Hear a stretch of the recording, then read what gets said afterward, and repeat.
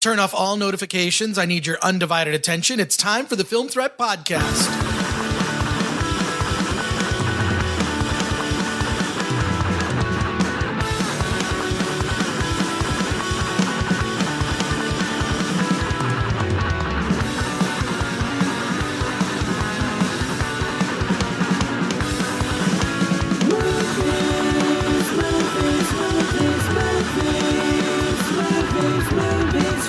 Welcome to the show. I am Chris Gore, the publisher and editor of Film Threat, sometimes known as That Chris Gore on the social medias. I'm joined, as always, by our lead film critic, Anthony Ray Bench. How's it going, everybody? Okay, cool. We have this is a jam-packed show.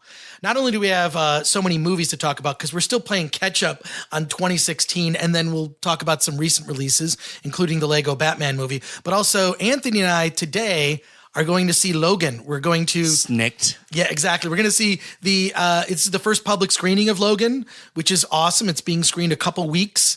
The podcast, as you know, today normally comes out on Thursdays, but it's coming out a day late because we have to honor their embargo. So we're going to do that, but we're going to actually record our Logan review probably in the parking lot after the screening. So that's why this episode was late, but let's launch right into it. And a couple things. I actually need to call myself out because we're recording this in my kitchen, which if you could only see Anthony's face at the moment, it's earlier today I'm just going to bring it up.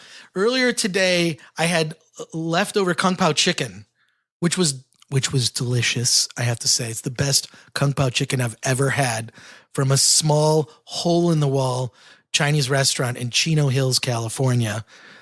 No one knows where that is. But in any case, leftover Chinese, my kitchen smells like there's a giant fart. Am I wrong? It's like a giant...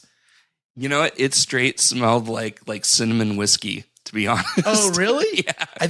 I think that's what I'm drinking right now. But no, I feel guilty because you walk in my kitchen, we're setting up the equipment, and it smells like a fart. But I'm sitting right next to the trash can, and there's like flies flying around. No, there's not flies. There is fly. There is a fly? There is a fly. It's been bothering me. At least it's not. It's better than the leaf blowers that sometimes interrupt the podcast.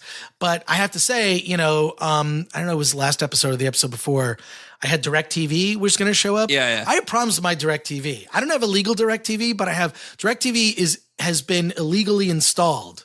Like black market. Well, stuff. the way it was installed, it's not up to code. So every time someone from DirecTV comes out, I'm hoping one of these guys, because they all look like they just got out of county. You know what I mean? They all look like that I could basically just give them money to take care of a problem. You know what I mean? So I'm hoping one of these guys shows up and will actually just fix my DirecTV that was installed not up to code, because it's not actually on the roof of my place. It's sort of hanging on the side on a pole, and apparently that's not allowed. So here's what I've been doing, and this will help you out because I'm going to do the work for you.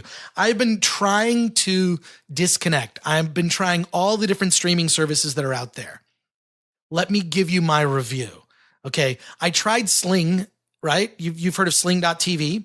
I have not. They advertise it. Basically, okay, if you want to disconnect from cable, and I am TV, disconnected, by the way. Okay, I don't have cable. Okay, do you want to get like HBO? Do you want to have like your channels?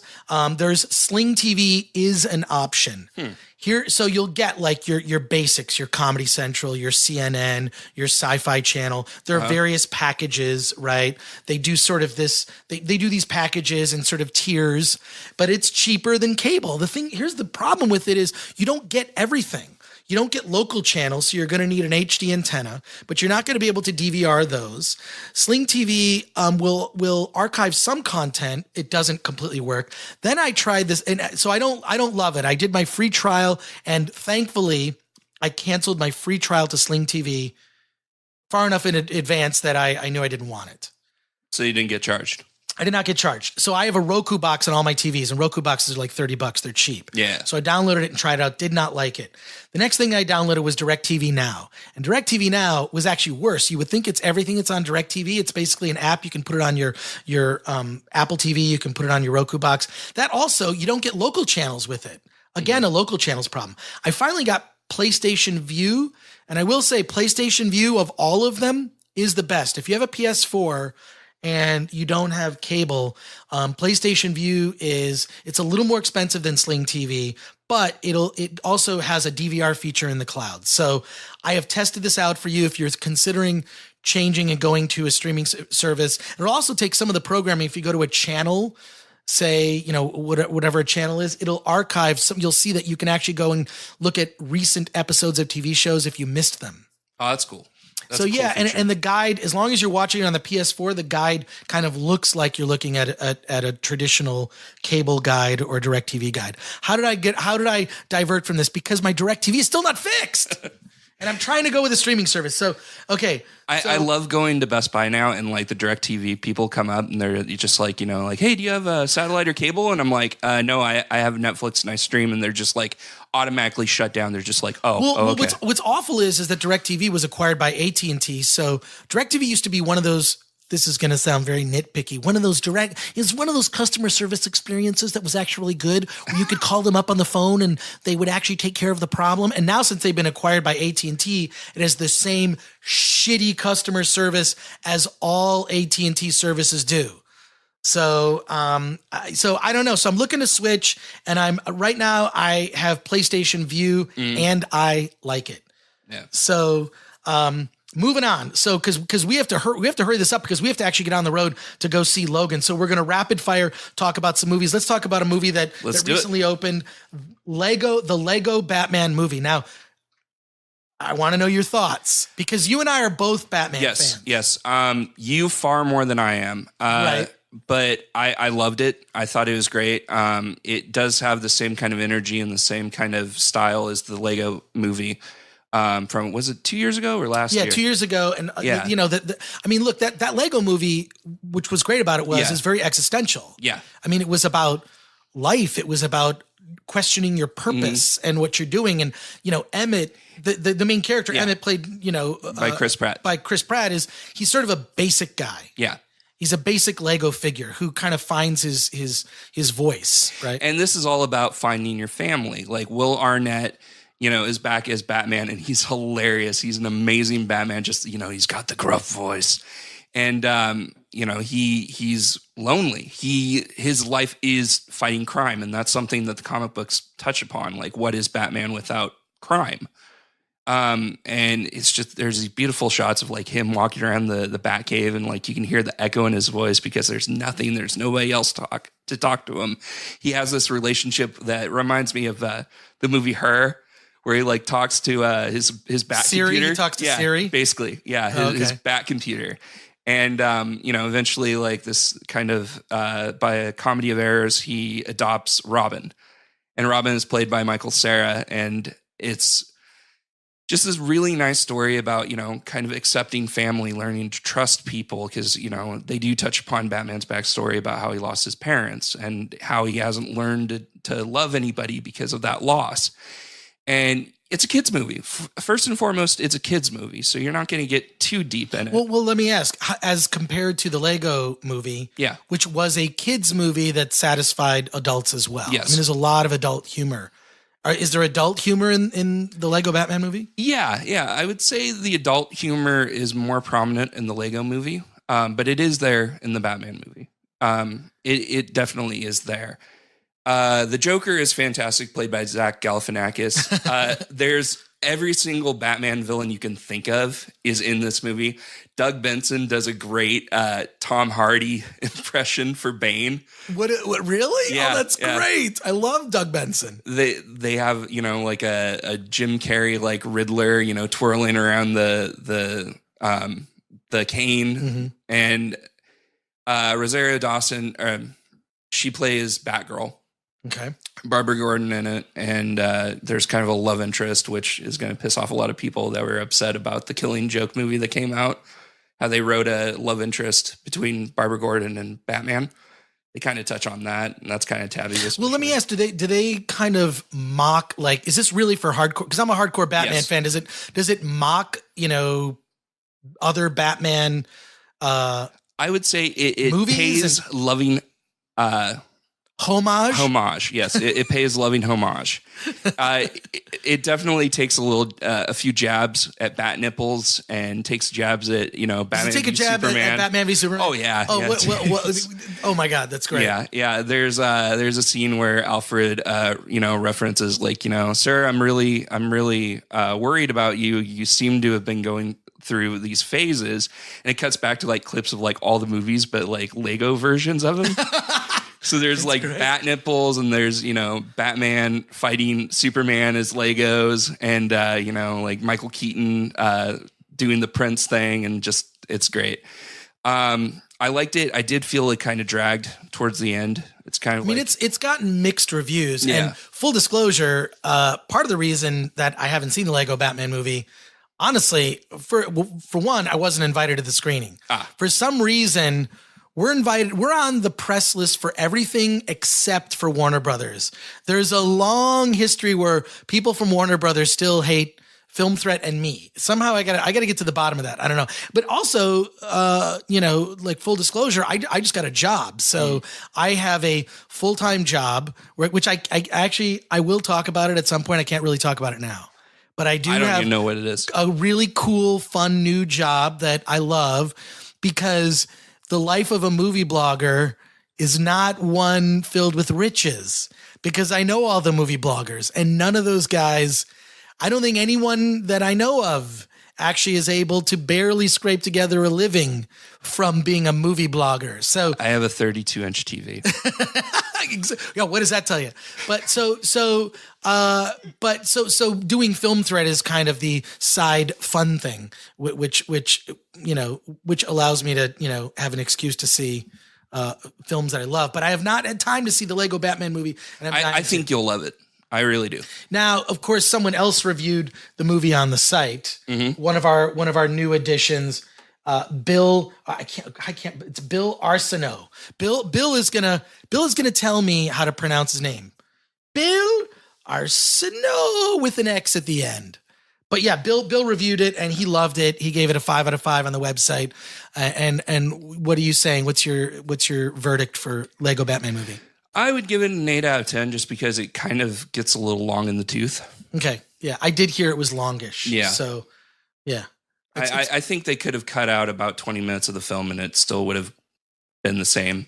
Oh, okay. That stinks when like a cartoon feels a little long. I feel like cartoons and comedies should be 90 minutes. Especially, I think the Lego movie was so like just fast paced and so like kinetic. Mm-hmm. And this one just, it slows down towards the end. Cool. All right. Before we get into some other film reviews real quickly, I'm a big fan of streaming services. Mm-hmm. I use I won't buy a Blu-ray or a DVD unless it actually has, it comes with a digital copy. Same. So my collection is all on Vudu. And I'll give you a little secret about that on a future episode of the podcast. But Vudu is what I use because it's on all my devices. Vudu is just an app I can download. I can be at a friend's house, sign into my account, and there's, I've got like 250 movies. But I've got a code here. If you're listening, the first person to listen to this podcast is going to get a free digital copy of Yoga Hosers. Now, yep. Anthony, you saw Yoga Hosers. I did. Okay, tell us about Yoga Hosers, and I'm going to give out the digital copy code. And the first person to enter it it's going to be part of your collection. But go ahead. We're trying to keep this short, and if I went into how much I hated Yoga Hosers. Go into Yoga Hosers. All right. This is gonna be a long episode because of Logan. So let's just dive into it. The leads are very unlikable. The leads are played by Johnny Depp's daughter. I can't remember her name. And are you saying you don't like Kevin Smith's daughter, Harley? I hear she's very nice. I never got to meet her. I don't think anybody really knows or cares. But I worked for Kevin Smith back in 2011 to 2012. So you're saying you worked for Kevin Smith? I did, and you don't like Yoga Hosers? Yeah, and I didn't like Tusk either. I think it was very much a vanity project for his daughter. And I think Kevin Smith's big problem nowadays is he's getting really high and just coming up with ideas and making movies. And I think that he was better off not getting high and coming up with movies because when he wasn't high, he had, I guess, restraint. And when he's high, he doesn't have that restraint, and he makes shit like fucking Tusk and Yoga Hosers. It's about two bratty kids working at a convenience store that fight fucking sausages. Like, do I really? What? Yeah. Like Sausage Party? No. Like sausage. I mean, they look like they're Sausage Party. They're like Kevin Smith plays the Bratzies. They're Nazi bratwursts. First of all, this sounds funny. It's not. It's not funny? No, my God. Like, I'm exhausted. Look at me. I am physically exhausted talking about it. It's not good, man. Like, really? You know what? It's honestly, to me, it seemed like Kevin Smith was trying to do an Edgar Wright movie. And it's not his style. It's not his comfort zone. Have you ever heard a description of a bad movie? Yes. Where a critic hates the movie, but all it does is make you want to see the movie more? Is that what I just did to you? Yeah, you're doing this to me. Is like, I actually want to, like, everything you're saying about it says like, well, it sounds actually pretty cool. Like, I don't know. Like, I mean, have you ever seen Poultrygeist or Rubber Yes. about a killer tire? Okay.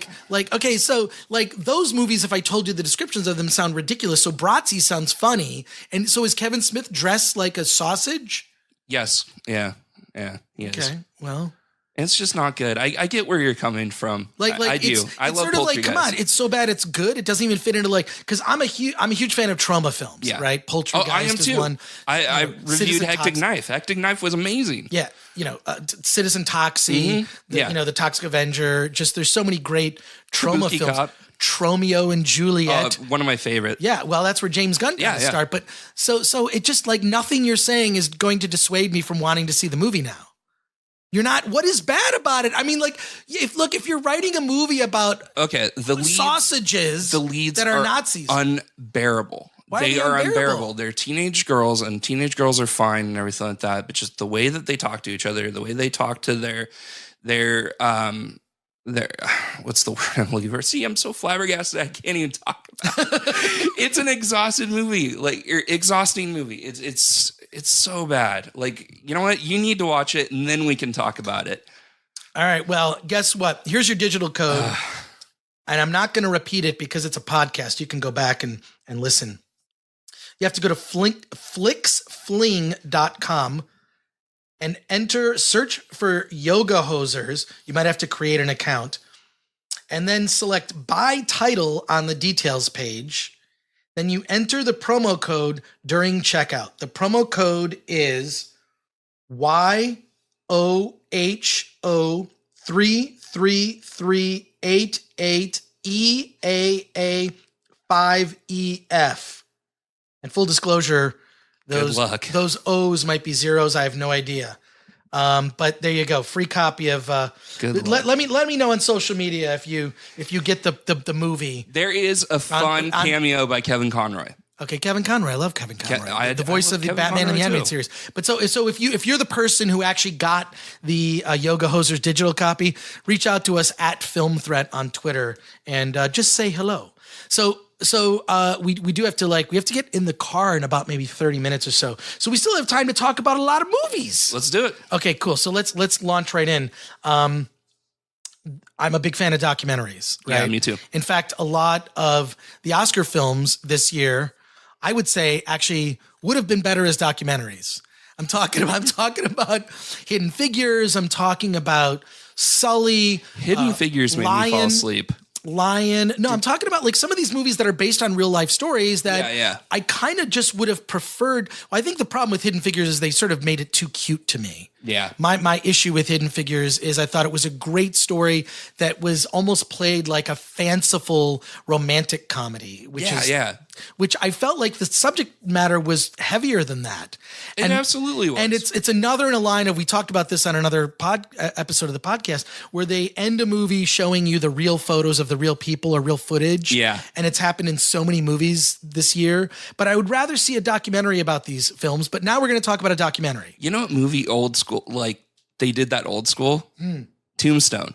I watched Tombstone recently. They did the exact same thing where they showed like footage. Real photos. Yeah, footage and real photos of Wyatt Earp and his family. Wow, that's intense. Yeah. From 1994. But let's talk about this documentary, De Palma. of course, about the great director Brian De Palma. Yes, one of my favorite filmmakers. Okay, so what did you think? I thought it was good, but it felt like a really long and really awesome special feature, like on a DVD or a Blu-ray, and less like a film. It's basically, I mean, all it is Brian De Palma just sitting there talking, and then they'll show footage of the film he's talking about. That's it. It doesn't cut to, anybody he knows, any of the actors or actresses from his movies, anybody talking about the movies, he's talking about. It's just literally him running down his film category. He'll talk about certain movies at great length, and then other movies he'll just kind of gloss over. Again, like, I'm a big Brian De Palma fan, so it was very interesting to hear him talk about, his passion and his projects. Does he talk about Scarface? He does. He does, and there's an interesting. What would I learn from watching this documentary that I wouldn't? That Oliver Stone got thrown off the set of Scarface. That was an interesting story. How did that happen? Apparently Oliver Stone at one point was involved in the writing process, and he was trying to kind of finagle his way into directing the project. So he was going to like Al Pacino and like saying, you should do the line reading this way. This is how I wrote it. So he was trying to like ghost direct it? Yeah. And Brian De Palma was just like, look, you're a nice guy, but you can't be telling the actors like to do one thing and then me telling the actors to do another. That's going to confuse the actors. So get the hell off my set. And that's like Oliver Stone. Like, I mean, back then it wasn't Oliver Stone. But there's also an interesting story about, I can't remember the film. You probably know the film, but it had Michael J. Fox in it, and it was a war film. And Sean Penn was in it too. Do you know what the film I'm talking about? No, not offhand. Okay, but it was an interesting story where Michael J. Fox got into a fight with Sean Penn, and Sean Penn was just like, I got 2 words for you: television actor. Whoa. Yeah. Laid the smackdown on Michael J. Fox. And this was after Back to the Future. Like, this was, I think, probably like late 80s, early 90s. Wow. Yeah.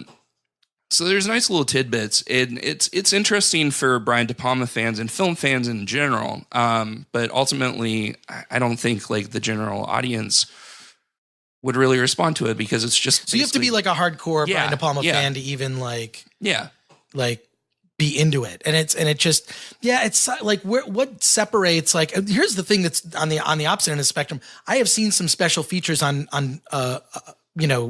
DVDs that I thought would have made great documentaries, standalone documentaries. Like, there's one that's on one of the Clerks releases, early release DVD. The Snowball Effect. The Snowball Effect. Yeah.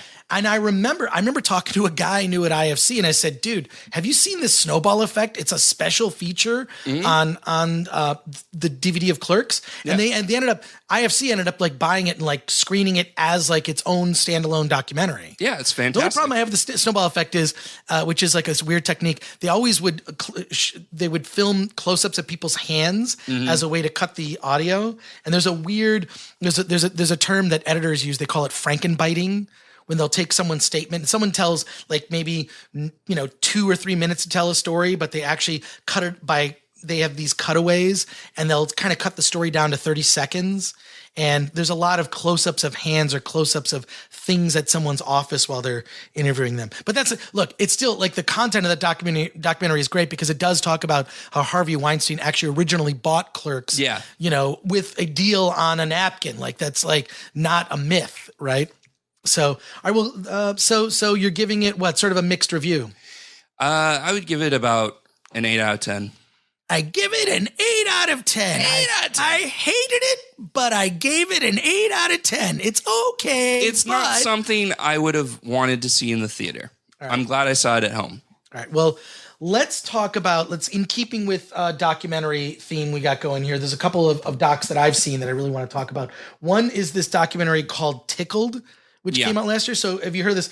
Tickled, it starts out about this guy, David Ferrier. He's from a New Zealand reporter who does like, he writes, he's like a TV host, but he also does like blog posts about strange things on the internet. He'll do TV stories about strange things on the internet. And he wrote about this professional tickling league where they take these boys, they sort of like tie them up and strap them down, and they're tickled by other boys. Yeah.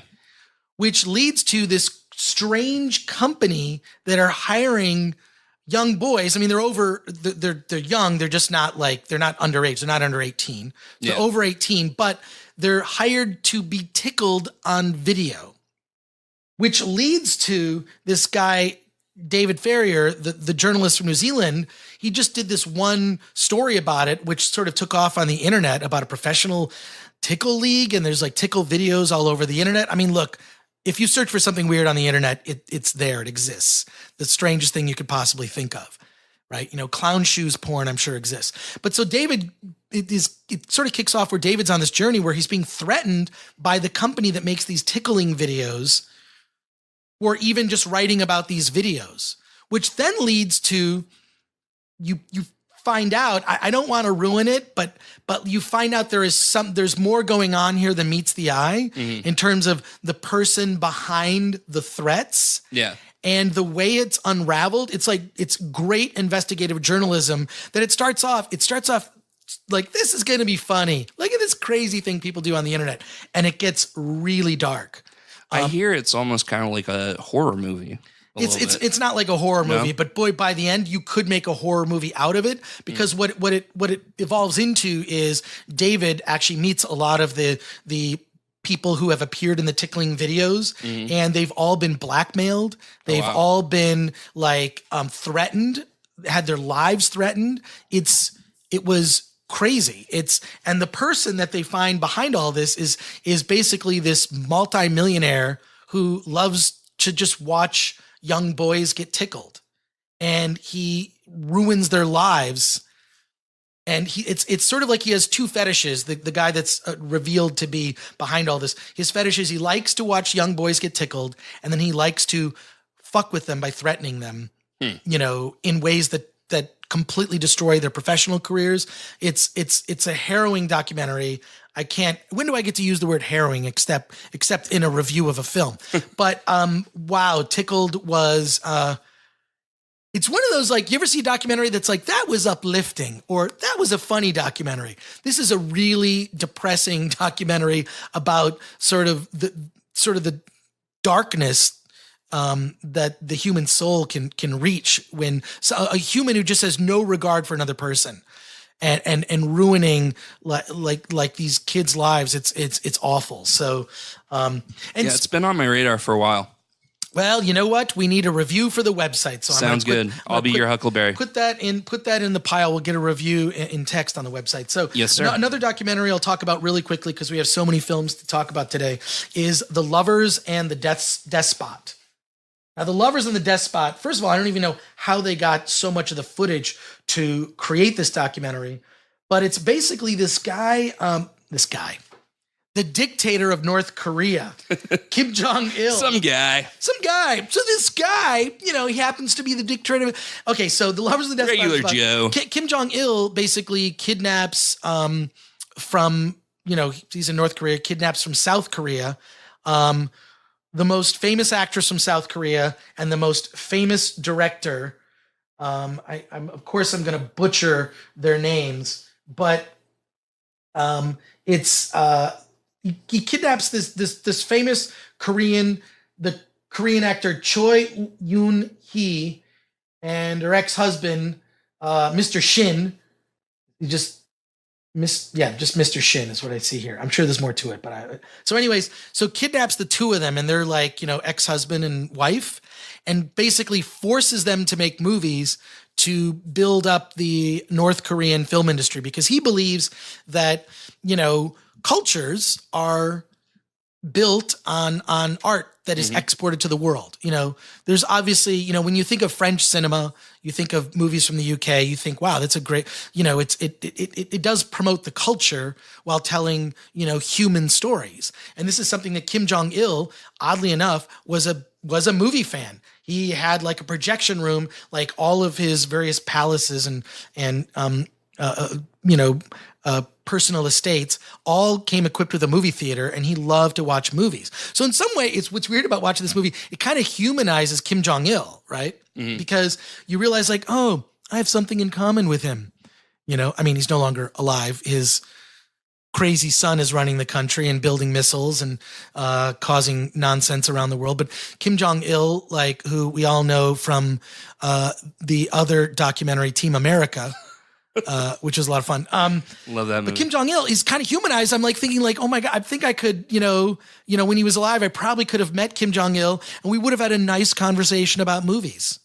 But but in this footage, you reveal how Shin and Choi, they kind of build up the North Korean film industry. They even make like a monster movie, sort of their answer to Godzilla, right? I mean, Kim Jong-il was very competitive in the space of, which I think is a much safer space to rival another country. It's better than weapons is art. Yeah. Right. And art can be used as a weapon. And I think that Kim Jong-il was smart enough to realize that.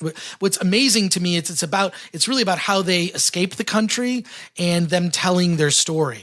So, and some parts of the story are questioned about how they made their escape, but, it's told through recordings, archival footage, and footage from the movie. It made me want to watch a lot of these North Korean movies.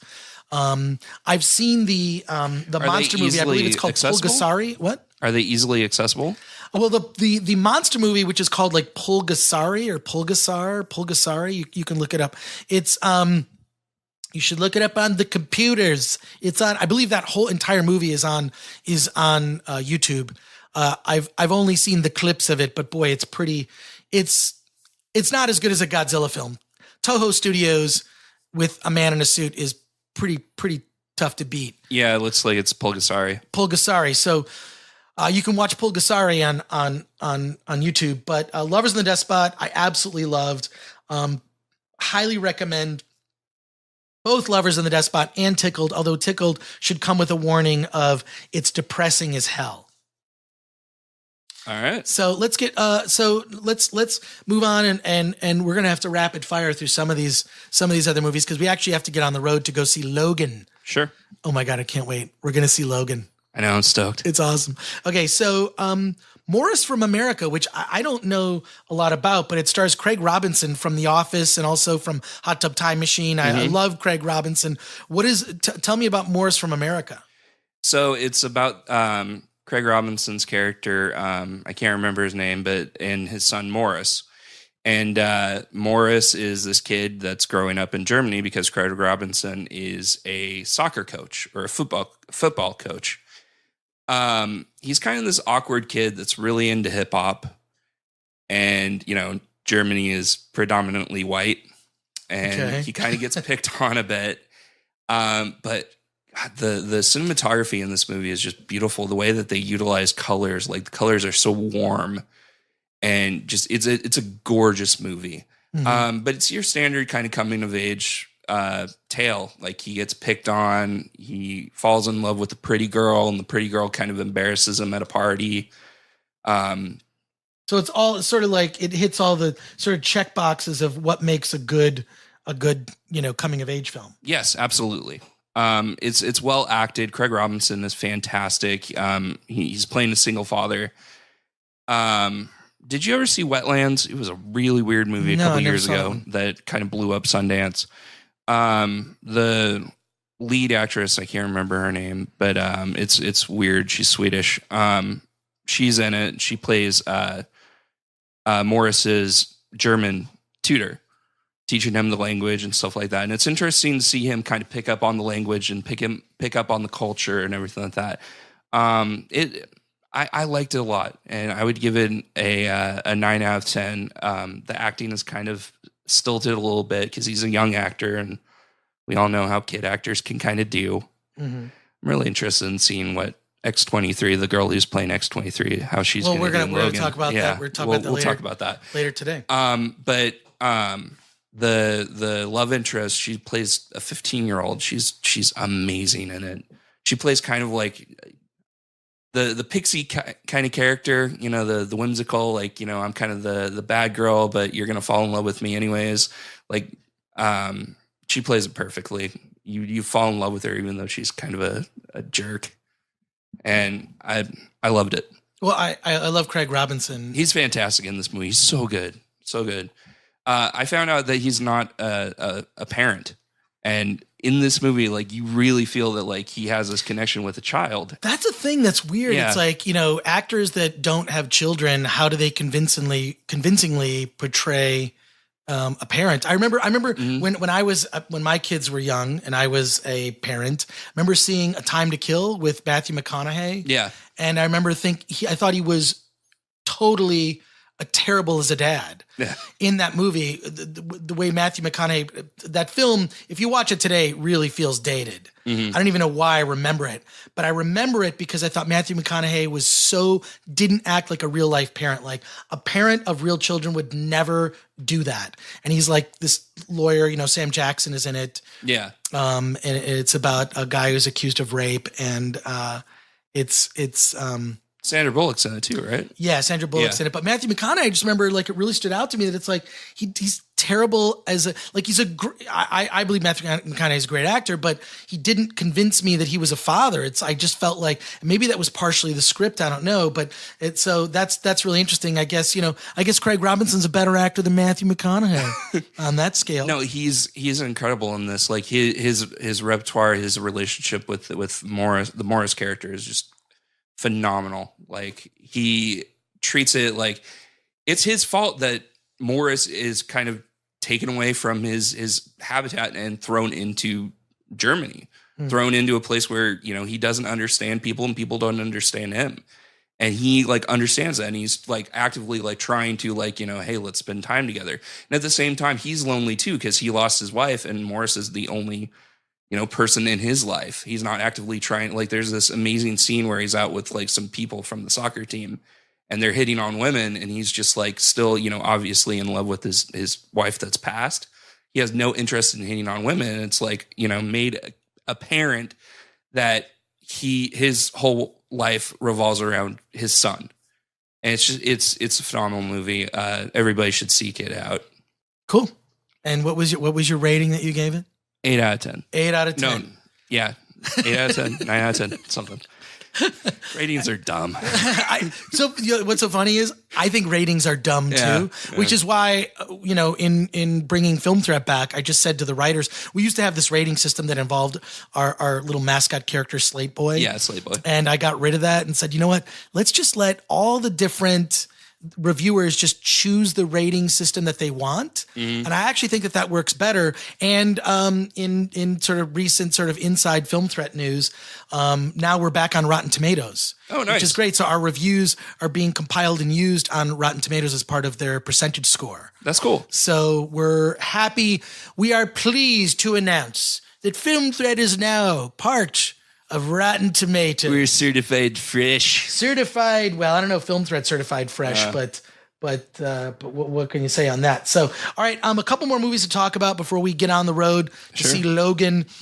Fences, also known as Hidden Fences, from everyone who seems to mix that up. See, it is kind of weird because look, fine, okay, people mix it up with Hidden Figures, Fences. The only people who mix it up are white people.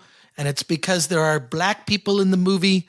So I don't know if that has something to do with it. I don't think the people making that mistake are racist. I think they're filled with so much information. They have to remember a million things while they're in those press situations. I think it's an honest mistake.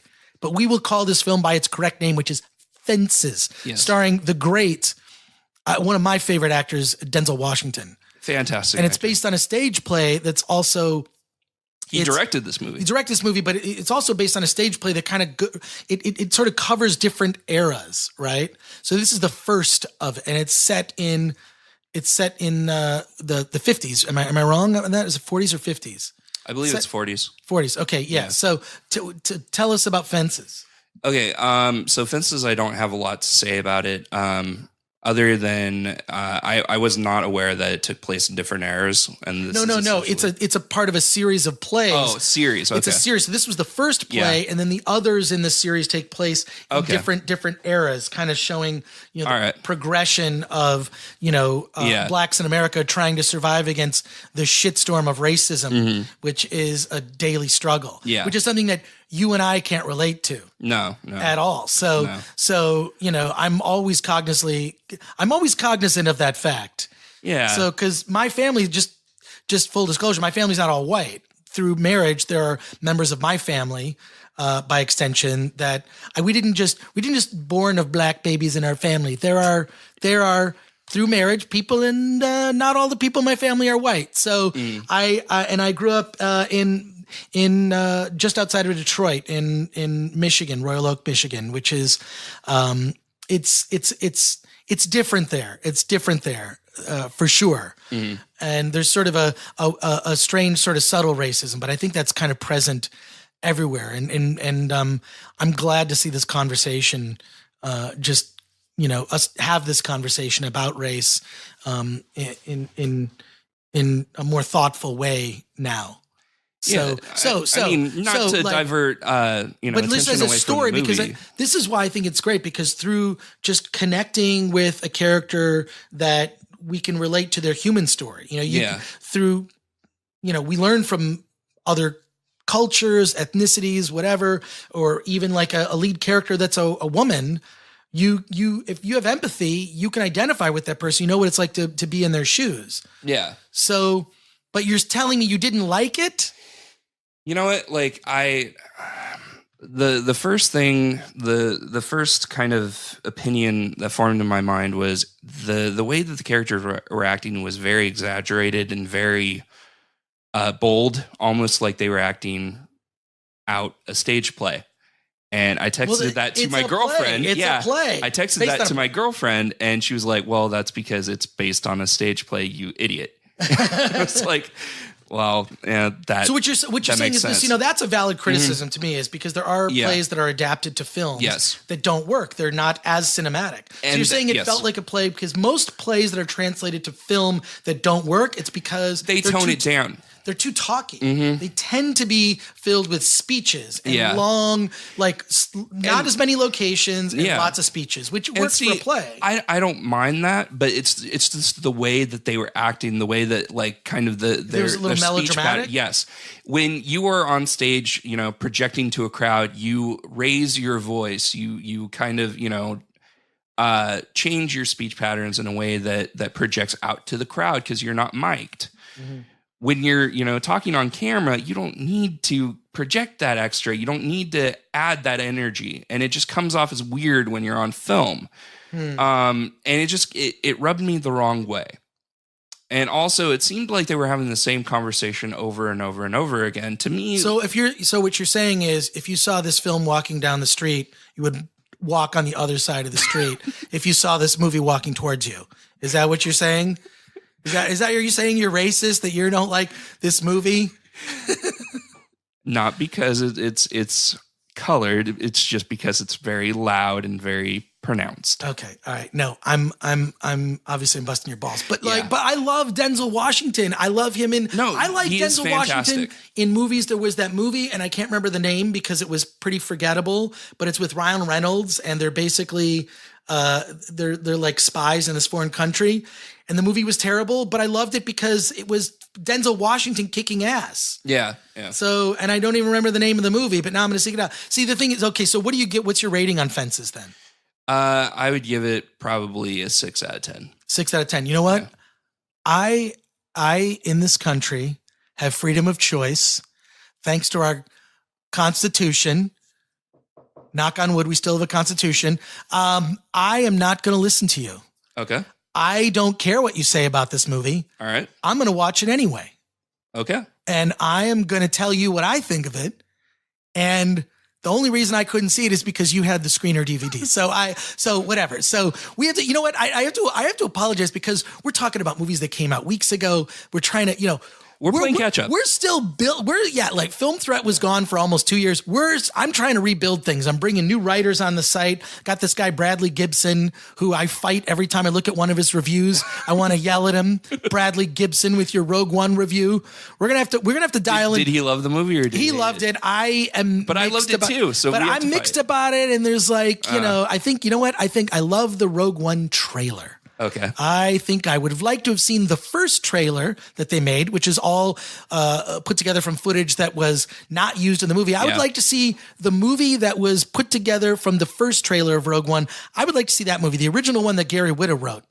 So, And so I would like to see that one. Yeah. So I don't know. I disagree with Bradley Gibson, but what we got to do at some point, we're going to figure out how to we'll get some of our writers to appear on the show. It's interesting that you mentioned the trailer for Rogue One and loving it and not really, not hating the movie, but not carrying it, because I loved the trailer for Fences and I was so excited to see it. And then I saw the movie. And it felt like they were having the same conversation over and over and over again. And just, all right, we get it. 6 out of 10. We get it. Okay. Yeah. Now, before we talk about our next film, I gotta tell you about, because you can actually, we have to put together a thing on the website where just any random filmmaker can submit their movie. Right now, you can just sort of email me at filmthreatgore@gmail.com, which I really regret actually speaking those words right now out of my mouth, because I know I'm going to get a bunch of people sending me Vimeo links with passwords. We'll get to that. We're going to come up with a form that you can fill out. So if filmmakers want to submit their movies to be reviewed, we will review them on Film Threat. Now, I just want to address something really quick. Previously, when Mark Bell was running filmthreat.com, he was charging filmmakers a fee to have their movies reviewed on the website, which I don't agree with. It's a philosophical difference. I just think you submit a movie to the website, we're going to review it. Hope you sort of take your chances on it. I don't want your money for us reviewing it, but also we're not under obligation to review everything that's submitted, but we do need material to submit, and I'm trying to rebuild Film Threat with new writers, and we do want stuff submitted for review. At some point, we're going to come up with a form that filmmakers can fill out where you can just submit it'll probably be there'll be a link on the site at the very bottom in sort of our little FAQ type sections, where you can just submit your movie for review, but there's going to be no cost for that. Having said that, it would be nice to have some financial support for the site. So you can submit your movies, but we'll have a way for you to, if you want us to tweet about it or you want to advertise on the Film Threat website, we're going to make it very inexpensive so that you can do that. But you're under no obligation when you submit a movie for review to pay for it, because I don't think that makes any sense to me. So some filmmakers have asked, are you guys still going to charge to have your movies reviewed? No. Absolutely not. So just filmthreatgore@gmail.com and we'll get this form up. But on that note, Blaine Weaver, who's an actor, he's a filmmaker. He's appeared in Paul Osborne's movies, like Favor. Paul Osborne just interviewed for the Film Threat website. Blaine Weaver has a movie coming out on March 7th on VOD. It's Cut to the Chase. He needs to submit a link if he wants to get this movie reviewed on the site. Filmmakers are always trying to, but the little advice I would give to filmmakers is, if you're going to submit a thing for review, you need to read the website you're submitting to, so that you kind of know what kinds of things that they accept. We're not so much on the behind the scenes stuff. We do interviews with filmmakers and reviews. That's kind of where, and if we can get you on the podcast, we'll find a way to get you on the podcast. But we have ways of doing that. But he submitted his movie for review on the website, which comes out March 7th. It's Cut to the Chase.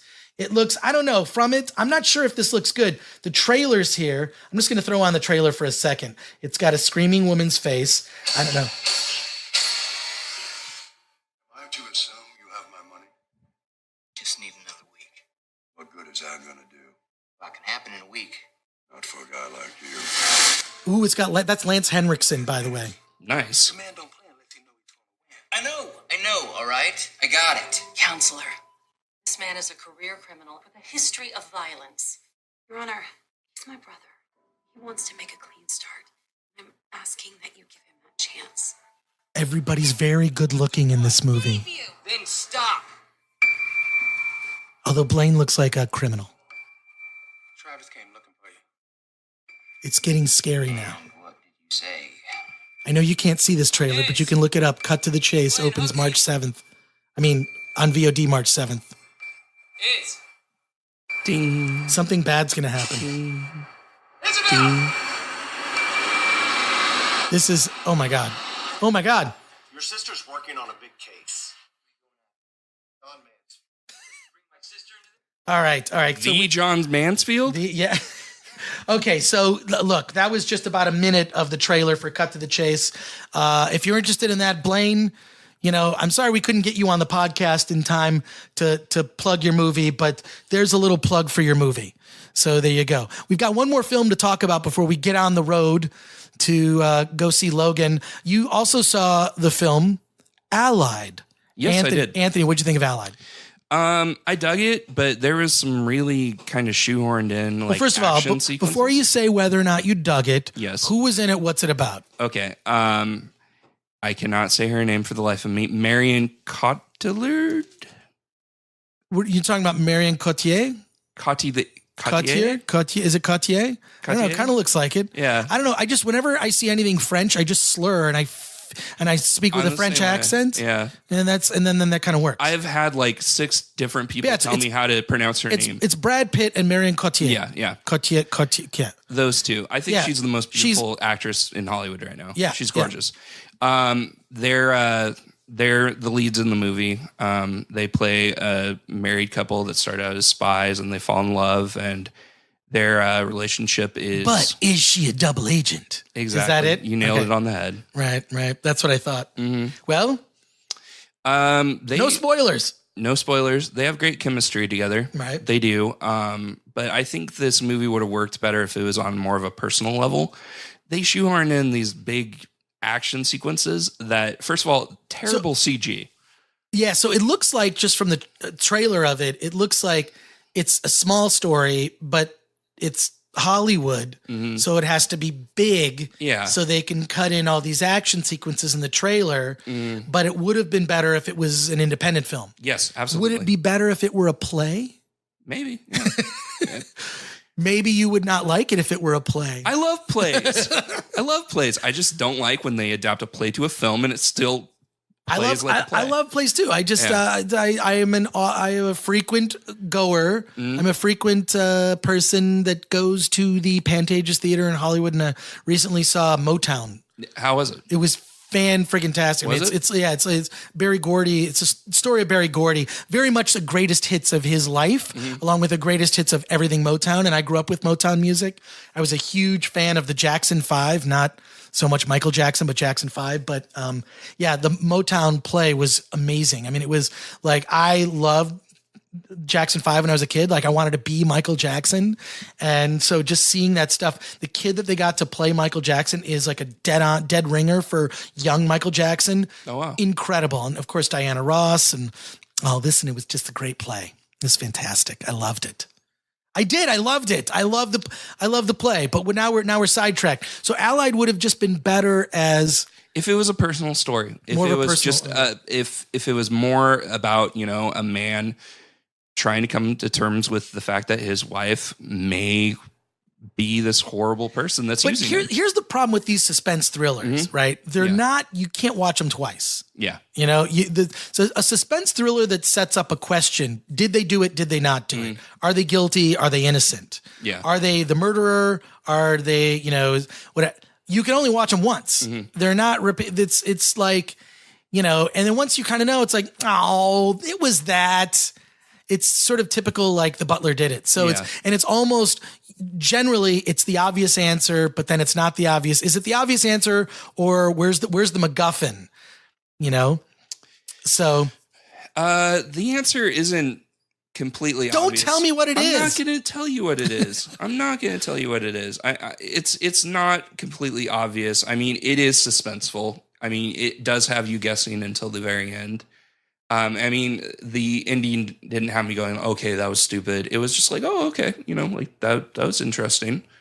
Again, I just think the big problem, like, they had this scene where Marion's character is just like, I'm kind of digging you. And Brad's like, well, I don't, we're not supposed to fall in love because, we're working and, everything, my instincts tell me not to fall in love with people I work with.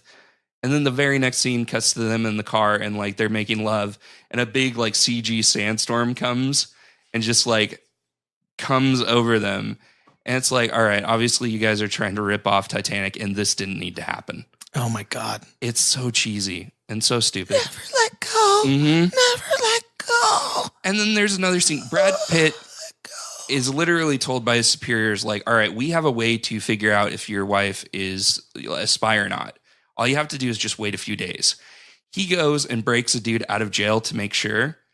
And so there's this big shoehorned in action scene where he's like breaking people out of jail and just shooting people up. And it's not needed. Just stick to the characters. The characters are interesting. Everything else is just poorly done. And I just think, I think Robert Zemeckis shouldn't have directed it. Somebody else should have directed it. But I dug it. I think I gave it like a 7 out of 10. Wait, so you all that whole time you basically just said how I didn't really love the movie, but you give it a 7 out of 10. Are you afraid you're going to run into Brad Pitt? Are you going to run into Brad Pitt and he's going to say, Anthony Ray Bench, I was reading your review on I don't Film care Threat. about Brad Pitt. I'm not a big fan. You're going to run into Marion Cartier. If you do, you got to work on pronouncing her name correctly. Yeah, and seriously. Of course, the same goes for me. Yeah. So actually, you know what though? We actually have to hit the road because we need to get to the screening of Logan. So yeah. I'm going to say, let's get out of here. But I'm just saying, because we actually do have to physically get out of here. And we'll tell you about Logan after we see it. Well, we're back from the screening of Logan. I'm here with Anthony, and we just saw the film. I do need to mention we are actually in the lobby of the LAX Marriott, where the world-famous Gallifrey One Doctor Who convention is taking place, and I will be at this convention, taking pictures, hanging out with fellow Whovians. A lot of Whovians here. So many Whovians. I see Time Lords. I see many companions. I see potential companions. I see a lot of fashionable scarves. A lot of yes, yeah. I actually brought 3 different scarves. I actually have a very long Batman scarf that I'm going to be wearing. But we just got out of the screening of Logan and then headed over here to the con. So now it's time to talk mutants and Logan. And look, also that first Logan trailer has to be one of the best trailers for an X-Men movie I've ever seen. Yes.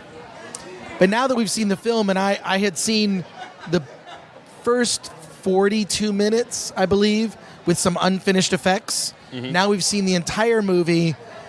Anthony, I spoke about it before on a podcast or two ago. What are your initial thoughts? And we will not be discussing spoilers because this is an early review. Anthony's review is also going to appear on the website at filmthreat.com, but I want to get your initial thoughts. I liked it. Honestly, I think it's the best X-Men movie to date. How does it stand in terms of the Wolverine movies? By far the best one. Okay, which is odd because here's what I was thinking is there are 3 Wolverine movies. Yes. And the third movie in a series of films... Very rarely the best. Very rarely. In fact, usually they falter. Yeah. It's usually the first is the best, then the middle is kind of cool, and then the third one, it's just difficult. There's many examples of that. Return of the Jedi for me was a bit of a stumble. Yeah. The Dark Knight Rises was a stumble for me. Dark Knight Rises did not totally work for people. I think it was like half of a good film. Yeah. It wasn't fully realized. I think with the Godfather films, I think people are in universal agreement that third movie was very much so. Just did not stand up to quality. They really got Wolverine right. Yeah. And it's also not just a Wolverine film. It's a commentary on. It basically kind of almost wraps up. I don't want to say give away too much, but it kind of like wraps up the X-Men universe, or at least this incarnation of it. Right? Absolutely. I mean, there's no other place for it to go. Like, not delving into spoilers, but there's no more stories to tell. Well, we can't. Yeah, exactly. It's really hard without giving away some spoilers. I mean, the movie is set in the year 2029. Mm-hmm. America is in chaos. They've built the wall. Yeah. Right. There's a lot. What's interesting is these movies were made, and they were conceived, written, shot way before the current political climate. Yeah. But so many movies seem to resonate more now in light of the current state of our politics, right? With of course with Rogue One, that seems to be more meaningful, right? With social uprisings. Mm-hmm. people upset with our current political system. And then, in addition, this movie, which really does deal with immigration and people crossing the border. I mean, that's their whole point. Like, they need to cross the border. They need to cross the border to get to Canada. Yeah. Well, that's one of the things that needs to happen in the film. But let's talk about it. So basically, this movie is it's an aged Logan whose healing powers don't quite work. Yeah. He's not doing well. He's kind of an alcoholic. He's like an Uber driver. I loved that. Yeah, he's taking care of Professor X, who's in his 90s, also played by Patrick Stewart brilliantly. Who's best part of the movie? In my opinion. Yeah. He's hands down. Yeah, and this is not a surprise, but they have a and I don't know about because I'm only familiar. We're talking about comic book history. I'm very familiar with the first 100 issues of the X-Men because I used to own them when I was about 9. Mm-hmm. And then I sold them like an idiot. And I remember X-Men #1 went for $12. It was $12 or $15, and I was like, yeah. And now I think like I have no idea what X-Men #1 is worth now these days, but a lot more than $12. Yeah, but it was weird because I really knew like that early, and then I feel like the modern incarnations of a lot of these comics I don't know, only because I can't afford them. When comics hit the threshold of $5 a book, that's when I said, forget it, I'm buying collected editions. But there's another character played by the guy, he was in the show with Ricky Gervais. Stephen Merchant, yeah. Yeah, Caliban. I don't know that mutant. He's sort of like there's the three of them that live together in sort of a dysfunctional family. Yeah. Wolverine, an aged Professor X, and Caliban. Yes. Tell me about Caliban. I believe he came around kind of like probably mid to late 80s. He's a mutant that basically, like, he can touch an object and kind of know its history and know, like, the character that's been involved with the object, so he's a tracker. He tracks mutants. He lives underground because he's light sensitive. He was in X-Men Apocalypse. He was in that scene with what's her name? Psylocke. When they introduced Psylocke. I forgot who played him in Apocalypse, but he comes back. He plays a stronger part. I loved him in this. He kind of is trying to atone for all the crappy things he's done because they kind of allude to the fact that he's done some bad things. Right, and well, he's done some bad things to other mutants. Yeah. Now, this is in the comic. He's used differently here. I mean, he's loyal to Wolverine and Professor X. But yeah, in the comics, he's kind of just a dude that just likes to kind of look out for himself. Now, what I really do love about it is the trailers really haven't shown anything from the second half of the film. Yeah. Really, what's great is the trailers have revealed events that occur in the first half of the movie. So I don't think that we should talk about the second half. It's too early for a spoiler review. But my initial impression is this isn't a traditional superhero movie. This feels like an indie movie. Like this movie, if you cut out the superhero stuff, this movie could have played at Sundance or the Slam Dance Film Festival because it's very much a road movie in the style of like, going to, we're going on the road to accomplish a task. We're going to run into some crazy people. We're weirdos and strange things are going to happen. There's going to be awkward moments around a dinner table. You know what it reminded me of? It reminded me of in a good way. In a good way. It's like Little Miss Sunshine. It reminded me of a superhero version of like National Lampoon's Vacation. You had like the wacky grandpa character played by Patrick Stewart. You had, the kid and the dad, the reluctant father figure. The actress who plays, her character's name is Laura, but she's X-23. She's X-23, or is also the new Wolverine, known as, actually. Basically, the new Wolverine. We also don't want to give too much away about her origins because her origin is basically shown in the film. Yeah. But oh my God, she's a badass. Yeah.